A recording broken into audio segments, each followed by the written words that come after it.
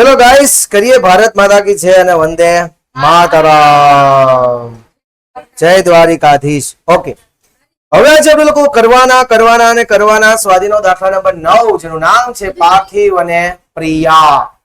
શું કે છે સમ ફ્રેન્ડ્સ, એક વખત સમજી લઈએ કે પાર્થિવ અને પ્રિયા એક ભાગીદારી પેઢીના ભાગીદારો છે અને 2017 ના રોજ કાચા સળિયાના હવાલા પરથી પેઢીના વાર્ષિક હિસાબ તૈયાર કરો.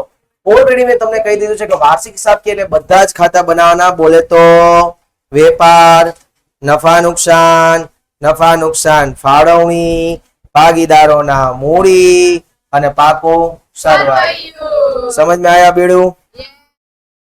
ઓકે, સૌથી પહેલા મેં તમને લોકોને એવું પણ સમજાવ્યું કે દાખલાની શરૂઆત ઓલવેઝ આપણે ક્યાંથી લખી કરીએ છીએ? મૂડી લખીને. સૌથી પહેલા બીજું એ પણ જોઈ લેવાનું કે વર્ષ ક્યારે પૂરું થાય છે ભાઈ? 31/3/17. તો વર્ષની શરૂઆત ક્યારે થઈ હોય? 1/4/16 માં. તો સૌથી પહેલા મૂડી પાર્થિવ અને પ્રિયાની છે 24,000 ને 16,000 કે જે ક્યાં લખશું? મૂડી ખાતાની જમા બાજુ લખો. ચલો, મૂડી ખાતે જમા બાજુ તારીખ 1/4/2016. બાકી આગળ લાવ્યા. મૂડી ખાતે જમા બાજુ બાકી આગળ લાવ્યા. ચલો, પાર્થિવ ભૈયાની કેટલી છે? 24,000 અને પ્રિયા દીદીની 16,000. જેવું મૂડી લખાય છે એટલે મેં તમને બીજું પૂછ્યું તો શું? ઉપાડ લખવાનું. ઉપાડ જુઓ, પાર્થિવનો કેટલો છે? 4,800 અને પ્રિયા દીદીનો 3,200. આપણે વાત થઈ ગઈ હતી કે ઉપાડની તારીખ હંમેશા કઈ લખશું? છેલ્લી. એટલે કે 31/3/2017. ભાગીદારના મૂડી ખાતે ઉધાર બાજુ લખો. ઉપાડ ખાતે પાર્થિવનો ઉપાડ કેટલો લખવાનો છે? 4,800 અને પ્રિયા દીદીનો 3,200. ચલો, આમાં કોઈને કઈ વાંધો નથી? ઓકે, આટલું લખાઈ ગયું. ઓકે, એના પછી આગળ પેલો હવાલો છે. હવે હવાલો જોશું. મૂડી પર 8% લેખે, ઉપાડ પર 12% લેખે વ્યાજ ગણવાનું છે. અને જો ઉપાડ ઉપર વ્યાજ ગણવામાં ઉતાવળ નથી કરવાની, કારણ કે અહીંયા એક બીજો પણ હવાલાનો હવાલો બનાવીને આપ્યો કે પાર્થિવ દર માસના અંતે 400 નો અને પ્રિયાએ 1/10/2016 ના રોજ ઉપાડ કર્યો છે. તો પેલા આપણે મૂડી પર 8% લેખે વ્યાજનો હવાલો ગણી લઈએ. મૂડી પર 8% લેખે વ્યાજ, મૂડી પર 8% લેખે વ્યાજ દેવાનું હોય તો મૂડી પર વ્યાજની બે અસર આપીએ છીએ. પહેલી, નફા નુકસાન ફાળવણી ખાતે ઉધાર બાજુ.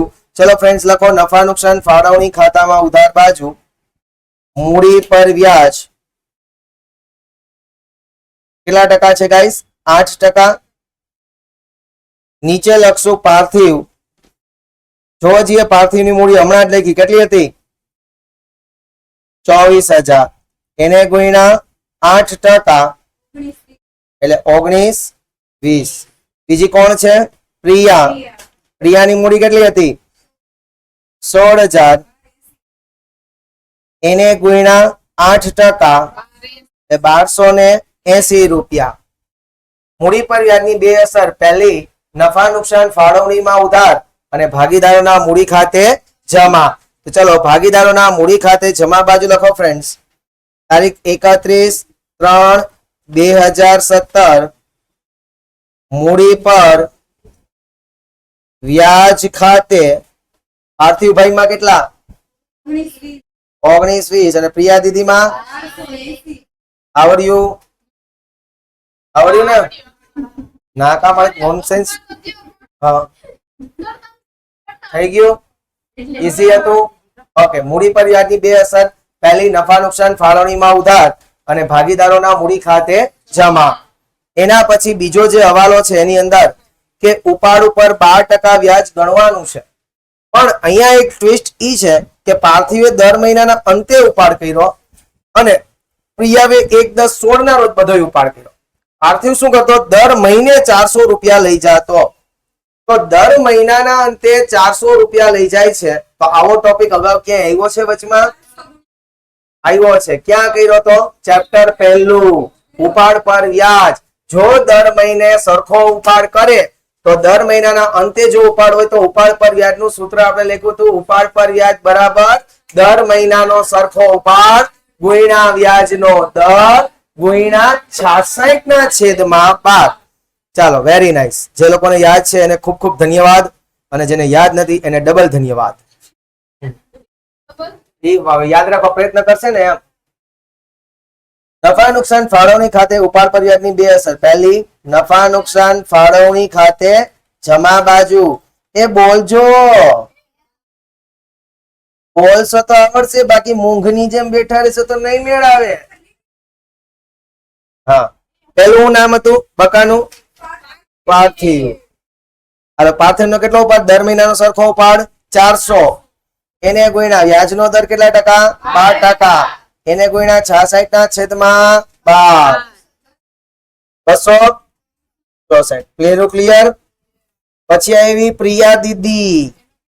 તો પ્રિયા દીદીએ 1/10 બધો ઉપાડ કરી લીધો. તો પ્રિયા દીદીનો ટોટલ ઉપાડ કેટલો છે? જોજે, પ્રિયા દીદીનો ટોટલ ઉપાડ 3200. એ બધો ઉપાડ એને ક્યારે કર્યો? 1/10. બરોબર ને? એક જ તારીખે. તો પ્રિયા દીદીનો ટોટલ ઉપાડ છે 3200.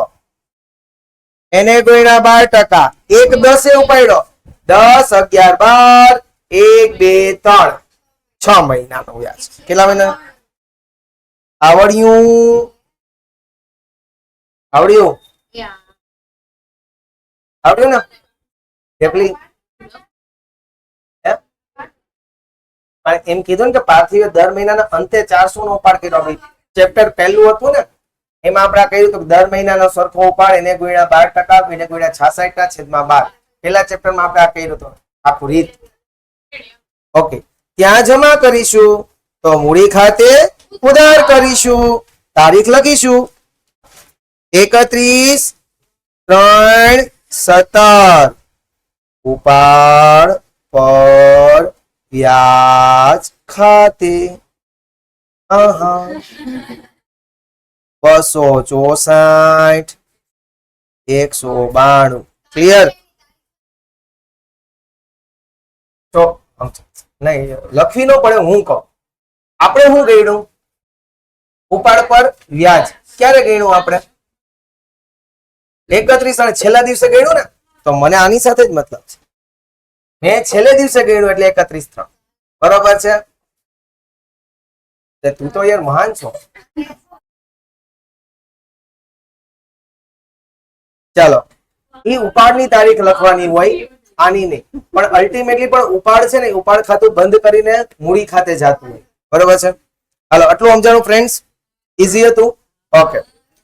10,000 નું ઉધાર વેચાણની નોંધ કરવાની બાકી છે. એ બાયુ તમને એમ કહે છે કે 10,000 ની ઉધાર વેચાણની નોંધ કરવાની બાકી છે, તો આ ભૂલ સુધારવી કેમ? વેચાણની નોંધ કરવાની બાકી છે તો નોંધ કરી દઈએ. નોંધ કરી દઈએ તો વેચાણની નોંધ કરવાની બાકી છે એટલે વેચાણમાં શું કરી દેવું પડશે? પ્લસ. જે વેચાણમાં પ્લસ થાય દેવાદારમાં પ્લસ થાય, એવું આપણે હવાલામાં શીખા. તો વેચાણ કેટલાનું એવું છે? 2 પેટીનું. લખો વેપાર ખાતે જમા બાજુ વેચાણ 2 લાખ. નામ અહીંયા 2 લાખ પ્લસ નોંધવા બાકી વેચાણ કેટલું છે? 10,000. હજી અંદર ને અંદર જ રાખજો. વેદે એટલે વેચાણમાં પ્લસ ને દેવાદારમાં પ્લસ.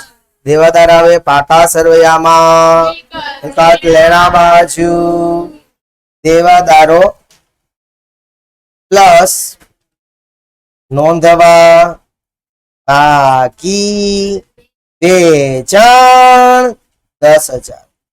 तुमको समझ में आया रे बबुआ? आया? बबुआ बोल रहा हूँ, बाबू नहीं बोल रहा हूँ मैं।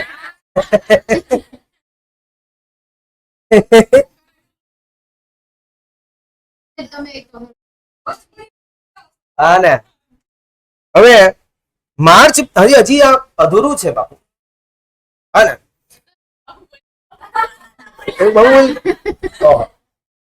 તથા માર્ચ 2017 ની વેચાણ નોંધ નો સરવાળો ભૂલથી 2000 વધુ ગણ્યો. જો સમજવા જેવી વાત છે, કે 2000 રૂપિયા વેચાણ નોંધનો, એટલે કે વેચાણ જે અલ્ટિમેટલી છે ને, મારી દ્રષ્ટિ નથી પણ એઝ પર માય ઓપિનિયન, કે જયારે અમે લોકો જૂનો સિલેબસ બુક ભણાવતા હતા ત્યારે ઇન્સ્ટેડ ઓફ વેચાણ નોંધ અહીંયા હતું વેચાણ ખાતું. તો મારી દ્રષ્ટિએ વેચાણ ખાતાનો જ હવાલો છે. ભૂલથી આ લોકોએ વેચાણ નોંધ શબ્દ વાપરી દીધો. તો અહીંયા એવું છે કે 2017 ની વેચાણ નોંધનો સરવાળો 2000 વધુ ગણ્યો. સરવાળામાં ભૂલ છે ને, ભૂલ કેમાં છે? સરવાળામાં. તો સરવાળામાં એને 2000 વધુ ગણ્યો, અને કેના સરવાળામાં ભૂલ છે? વેચાણના. તો વેચાણના સરવાળામાં ભૂલ છે એટલે વેચાણનો સરવાળો એને 2000 વધુ ગણ્યો. તો હવે માઇનસ કરી નાખે. વેરી નાઇસ, વેરી નાઇસ બાપા. तुमको क्या लगा? खुश होगा जगीरा, शाबाशी देगा. हाँ, વેચાણ નોંધનો સરવાળો, હા લખી નાખીએ. વધુ ગણેલ, વધુ ગણ્યો તો એટલે માઇનસ કર્યો બાપા. એવું ડબલ એન્જિન સરકાર હોય, डबल इंजन एजुकेटर हो. चाबी दो. किसकी चाबी दूं मैं? सक्सेस की दूं या क्लास की दूं? सक्सेस. आ क्लास ની અઘરી છે, सक्सेस મેળવી હેલી છે. ये ओपन नहीं हो रहा है बे. अरे जल्दी कर भाई, हमको कहाँ निकलना?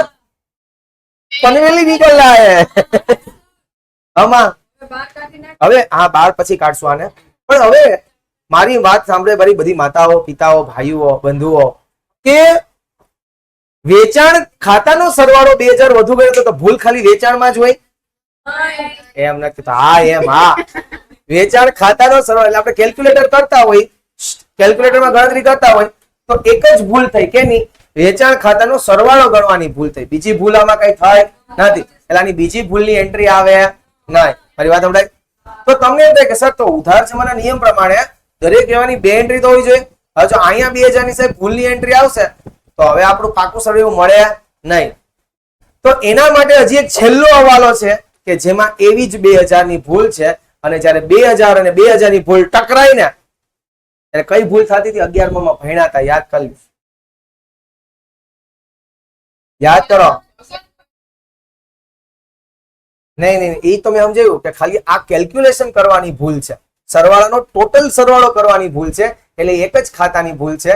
આ 2 ખાતાને લાગુ પડે નહીં. આની કઈ ભૂલ જ ન હોય એમ તો કહું માં, કે આની બીજી કોઈ એન્ટ્રી થાય નહીં.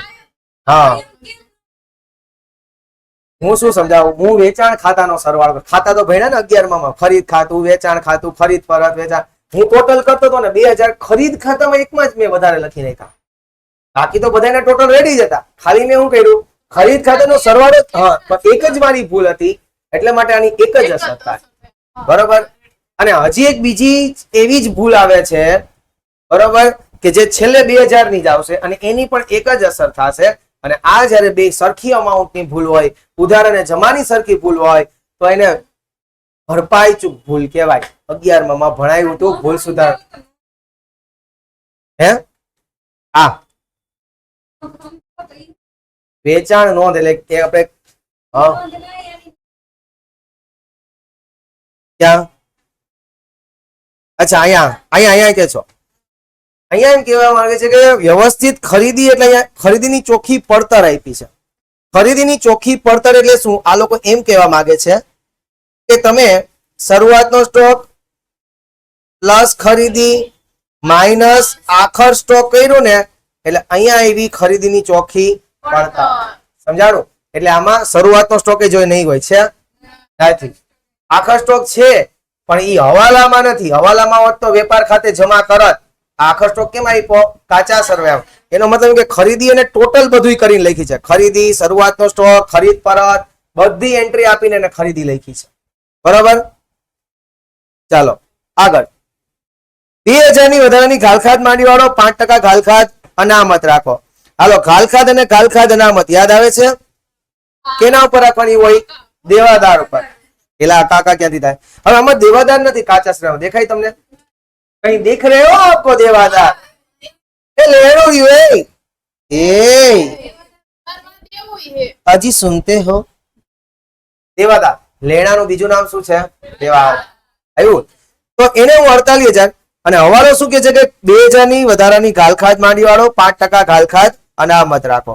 તો હું પેલા છે ને પાકા સરવાળામાં જતો રહું. અહીંયા ઓલરેડી આપણે દેવાદાર લખવાના બાકી મેં રાખ્યા હતા. હવે લખી નાખું 48,000 અને કૌંસમાં લખી નાખું લેણો. એટલે હવે ટોટલ દેવાદાર કાઉ થયા 58,000. 58 હજી નથી બાયણે કોઈને કાઢવા બેન. हमेशा अपनी बातों को दिल में दबाए रखिए. इतना दर्द हमारे दिल में. હાલો હવે જે મેને કીધું એમ કરતા જઈએ. સૌથી પહેલા શું માઇનસ થાય? ગાલખાદ માઇનસ ગાલખાદ ક્યાંની? હવાલા. કેટલી ગાલખાદ રાખવાની કીધી એને? હવાલામાં કેટલી રાખવાની કીધી? 5% ગાલખાદ અનામત હતી. આગળનું વાક્ય વાંચો ને. 2,000 ટોપલા અહીંયા ચોપડી નથી જોતા ને આમાં જોવાનું. 2,000 હું પૂછું કે કેટલી રાખવાની તો કે લ્યા હવે કેટલા બચ્યા? 56,000. હવે હું રાખવાનું છે ગાલખાદ અનામત માઇનસ ગાલખાદ અનામત. ઈ પણ કે નહીં હવાલા. કેટલા ટકા છે? 5%. તો 56,000 ના 5% કરો કેટલા થાય? 2800. એટલે 56,000 માંથી 2800 ગયા તો 53 ને 10. आवड़िया सौથી पहला माइनस किया गालखाद, उसके बाद माइनस किया गालखाद अनामत. दोनों काहे का बे? हवालाना. काहे का? हवालाना. હવે બીજી અસર कहां दोगे बे? नफा नुकसान खाते उधर बाजू कहां बनाओगे बे? हक्का हक्का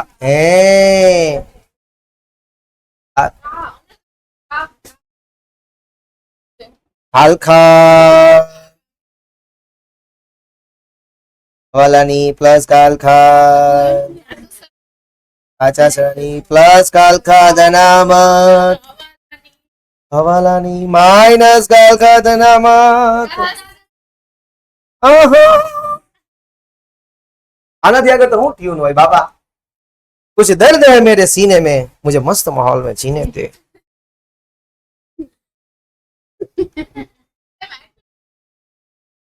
हाँ जी मस्त. लो भाई तो ગાલખાદ હવાલાની કેટલી ગઈ? 2,000.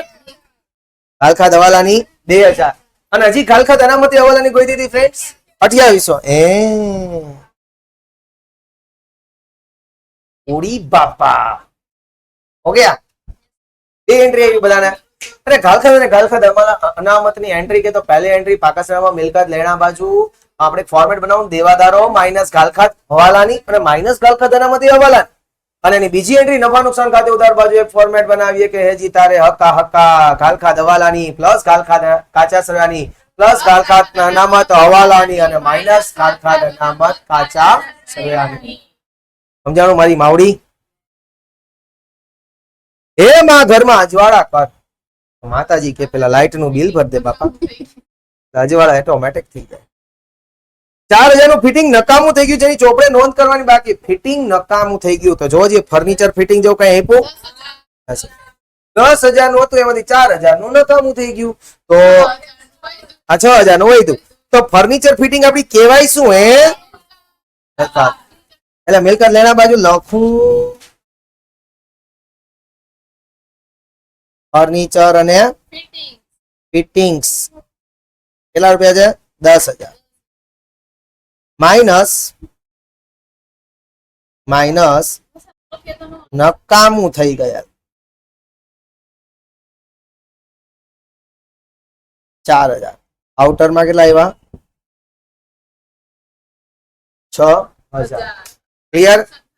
હવે હું તમને પૂછું મારી લાડીલી બેન બાવ કે ફર્નિચર આપણું નકામું થઈ જાય તો આપણને શું થાય?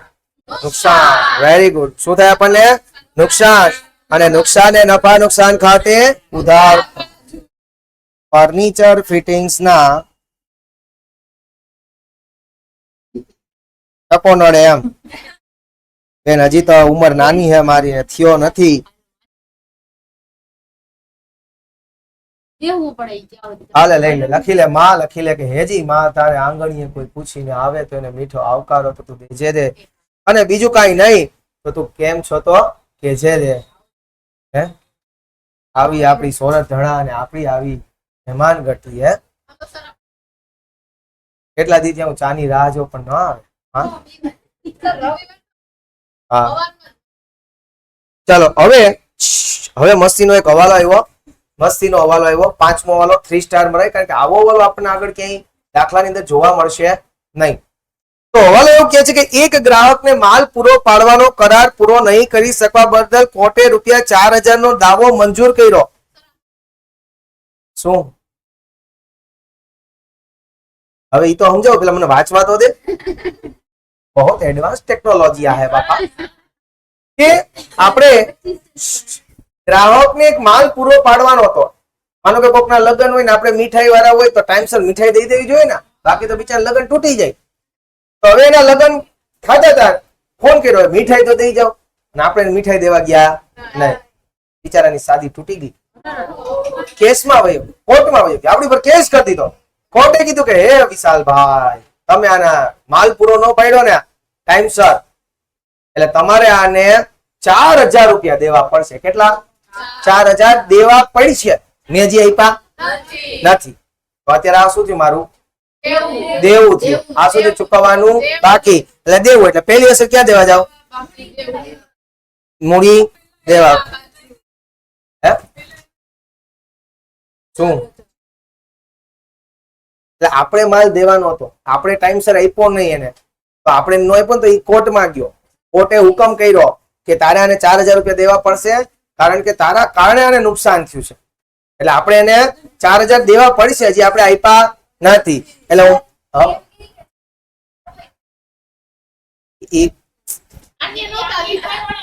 હું ડાયો વ્યક્તિ છું, મેં કોઈ ફી એડવાન્સ માં માંગી તે નથી ભાઈ, મેં કઈ કીધું અત્યારે ચૂકવવા બાકી દાવો, દાવાની રકમ કેટલા રૂપિયા? 4000. હવે મારે તેને ₹4000 મફત નથી દેવાના કે નહીં, અને હું એને 4000 મફત ના આપું તો મને શું થાય? નુકસાન. અને નુકસાન ક્યાં લખાય? નફા નુકસાન ખાતે ઉધાર બાજુ. ગ્રાહકના દાવાના નુકસાન ખાતે હા એ તો ભાઈ ને બેન, રિયલ લાઈફમાં આવું બધું થતું જ હોય. આપણે એનું એકાઉન્ટિંગ આવું જ બધું શીખવાનું છે, બરાબર છે? હાલો, થઈ ગયું માતા? હવે એના પછી ચૂકવવા બાકી મજૂરીના મજૂરી ખાતે તો નોંધ્યા છે. એટલે ચૂકવવાની બાકી મજૂરી હતી ને, એ મજૂરીમાં તો લખેલી જ છે, મજૂરીમાં તો પ્લસ કર્યા જ છે. સમજાય મારા વાતને? પરંતુ ચૂકવવા બાકી મજૂરી ખાતે કાચા સરવૈયામાં નોંધવાનું રહી ગયું. એટલે ક્યાં નોંધવાનું રહી ગયું? ખાલી કાચા સરવૈયા. કઈ ખાતું? ચૂકવવા બાકી મજૂરી. તો એક જ ખાતાની ભૂલ આવી કે નહીં? ખાલી એક જ ખાતું લખવાનું રહી ગયું છે. તો હવે લખી નાખીએ ને, તો ચૂકવવા બાકી મજૂરી ક્યાં લખાય? પાકા શ્રેયમાં મૂડી દેવા બાજુ. મજૂરી ચૂકવવાની બાકી છે તો ક્યાં લખાય? પાકા શ્રેયમાં મૂડી દેવા બાજુ લખો. સમજાણું? આની એક જ અસર આવશે, ચૂકવવા બાકી મજૂરી કેટલા રૂપિયા? 2000. સમજાણું? તો જો વા એક એન્ટ્રી વા હતી 2000 ની એક જ એન્ટ્રી, અહીંયા 2000 ની એક જ એન્ટ્રી, બે ભૂલ. આને કારણે કાચા સરવૈયામાં કઈ અસર થાય નહીં, એટલા માટે આને ભરપાઈ ચૂક ભૂલ કહેતા હતા. 11માં મેં બધા ટોપિક્સ લખાવ્યા હતા પણ ખરા, પણ એમાં એવું હતું કે 11મું તો હમ કુછ પડને વાલે નહીં થે રે બાબુ. હાલો, આવડું બધાને? 6 વાળા ઈઝી હતા, મજા આવ્યા હતા? હા. હવે બાકીની બધી એન્ટ્રીઓ દ્વારકાધીશનું નામ લઈને કરીએ છીએ માતા.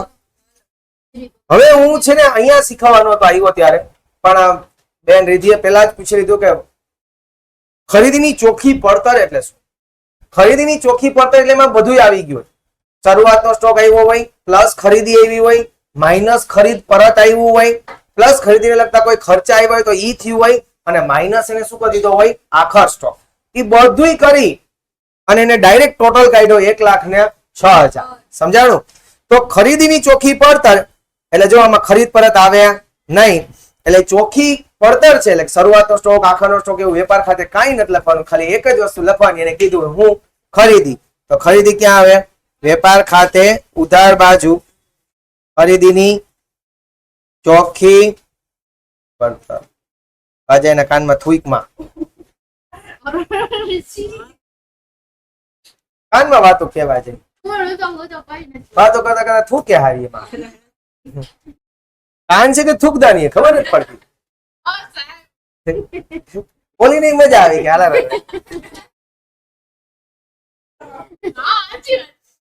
માલ સ્ટોક અહીંયા ધ્યાન દેને મૈયા. તું ફૂકને કોન્સન્ટ્રેટ કર, તું ભણવાને કોન્સન્ટ્રેટ કર.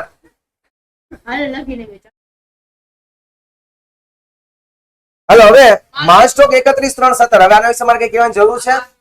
ક્યાં લખાય? આખા સ્ટોક એક જ એન્ટ્રી ક્યાં? આખા સરવૈયામાં મિલકત લેણાં. કાલે વાત થઈ ગઈ હતી કે કાચા સરવૈયામાં આખા સ્ટોક આવે તો એની એક જ એન્ટ્રી થાય, પાકા સરવૈયામાં મિલકત લેણાં બાજુ. મને એમ થાય કે ને કાલે કે ને જોડા મોટા પહેરી આવે, કાંઈ પણ બોલે ને એટલે એક જોડું સટાક મારી દેવાનું, ખોટું બોલે ને એટલે. કેટલા રૂપિયા છે? 88. આ સાંજ પાછો અવાજ એવો ને આ બધા અવાજ દબાઈ દે એટલે બધાને ખોટું જ સંભળાય, એટલે જે સાચું બોલ્યા ને એને એમ થાય કે હારો અમે ખોટા છીએ, કન્ફ્યુઝ થઈ જાય. હા હાલો હવે લેણું લખાઈ ગયું બરોબર ને. મજૂરી પગાર ક્યાં લખશો? પેલા શું આવ્યું? મજૂરી કે પગાર? મજૂરી. તો જે વર્ડ પેલા આવે ને એને આપણે જ્યાં મૂકવાનો, બરોબર છે? ટૂંકમાં એનું ખાતું નક્કી કરવાનું. તો મજૂરી ક્યાં આવે? વેપાર ખાતે ઉધાર બાજુ. તો મજૂરી પગાર ને આપણે લોકો લખશું વેપાર ખાતાની ઉધાર બાજુ. કેટલા રૂપિયા?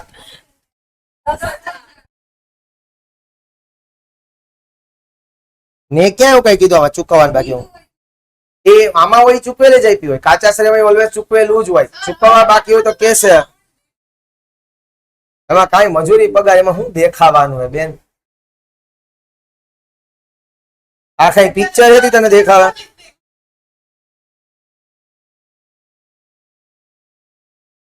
વેપાર ખર્ચ 16,000. વેપાર ખર્ચ વેરી ગુડ. નફા નુકસાન ખાતે આપણે વાત થઈ ગઈ હતું બરોબર છે.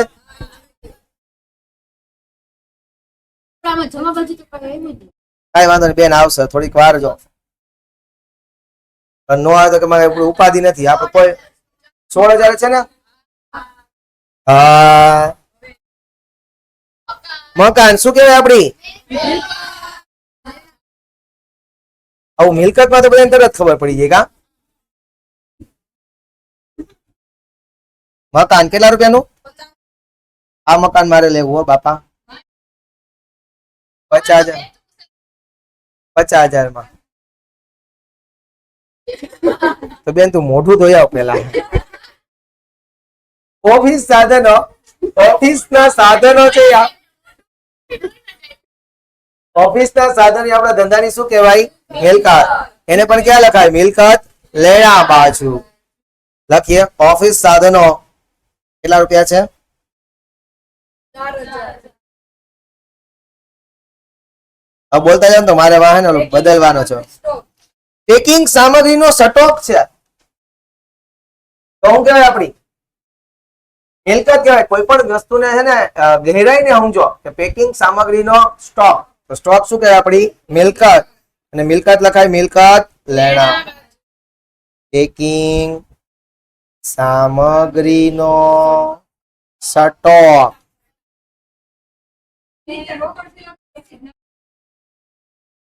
એના પછી કાઉ છે રોકડ સિલક. આપણા ધંધાની શું કહેવાશે? એને પણ ક્યાં લખીશું? કેટલા રૂપિયા? કેટલા રૂપિયા?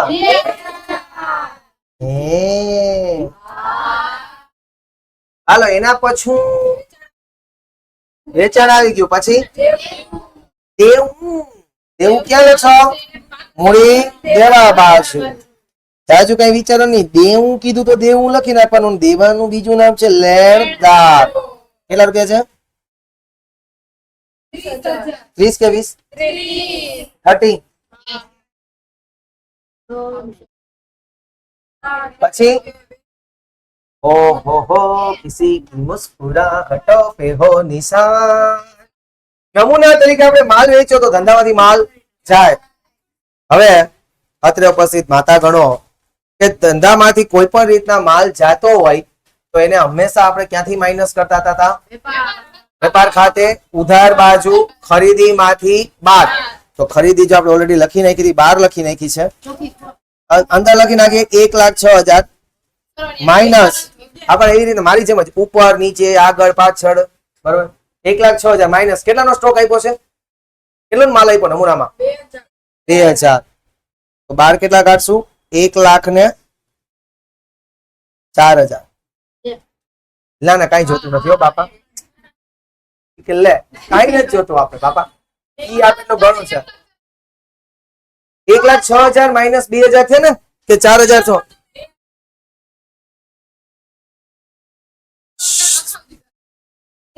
એ તો મેં કરેક્શન કર્યું કે 1,06,000 હતા, એમાંથી 2,000 નો માલ આપ્યો તો 12 કેટલા આવે? 1,04,000. એમાં બેન કાંઈ જિંદગી આપડી ખરાબ થઈ ગઈ છે. આ તો ખાલી નોટ છે. બેંક ઓર્ડર ધંધાનું શું કહેવાશે? દેવું. અને દેવું ક્યાં લખાય? હોશિયાર થઈ ગયા ભાઈ તમે બધા. હેરીએ કઈ ઠાકી બાકી ખવડાવી નથી દીધી ને?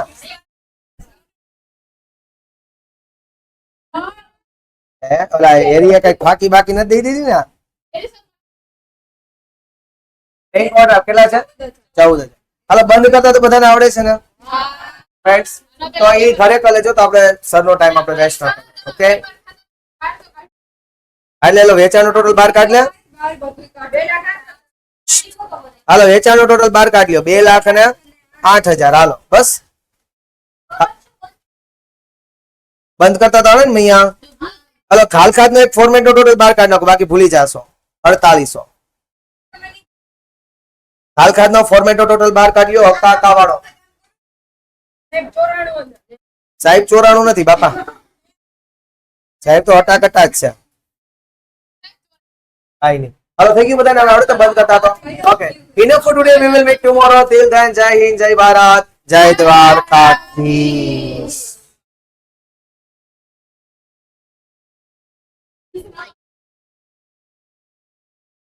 Wait for the minute.